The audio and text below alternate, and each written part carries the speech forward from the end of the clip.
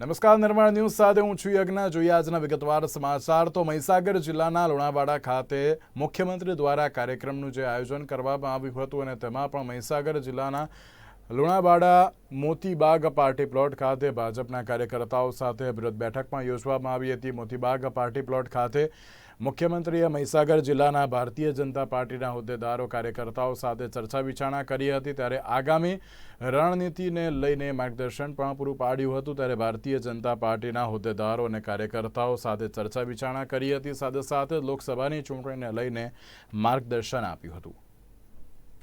ગુજરાતની 26 લોકસભાની ચૂંટણીનું મતદાન 7મી મેના દિવસે થવાનું છે।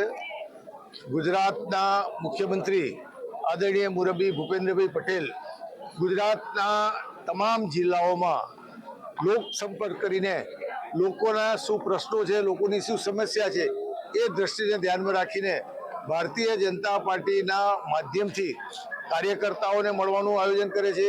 એ ઉપરાંત જે જિલ્લામાં જાય એ જિલ્લામાં વકીલો હોય, ડૉક્ટરો હોય, શિક્ષકો હોય, આચાર્યો હોય એવા બુદ્ધિજીવી લોકોને પણ મળીને આવનારા દિવસોમાં જેમ 2014માં મોદી વડાપ્રધાન બન્યા, 2019માં પણ વડાપ્રધાન બન્યા અને 2024માં ફરતી મોદીજીની સરકાર આવવાની છે, ત્યારે આવનારા 5 વર્ષમાં ગુજરાતના મતદારોની અમારી પાસે શું અપેક્ષા છે એ અપેક્ષા જાણી અને આવનારા 5 વર્ષમાં સમગ્ર ગુજરાતનો વિકાસ થાય અને આ વિકાસના માધ્યમથી સમગ્ર દેશનો વિકાસ થાય। અને આપણે સૌ જાણીએ છીએ કે ભારત દેશની ઇકોનોમી સમગ્ર વિશ્વમાં 11મા નંબરે હતી।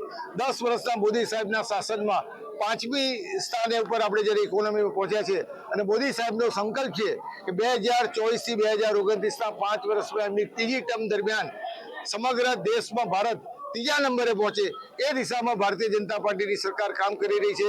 એના અનુસંધાને આજે પંચમહાલ લોકસભા અને દાહોદ લોકસભાના બંને ભારતીય જનતા પાર્ટીના ઉમેદવારના પ્રચાર અર્થે અમારા કાર્યકર્તાઓની મિટિંગ રાખવામાં આવી હતી અને લોકોના જે પ્રશ્નો સમજી શકે અને લોકોની વાતને વાચા આપી શકે એવા બુદ્ધિજીવીઓ સાથેની આજની આ મિટિંગ રાખવામાં આવી હતી।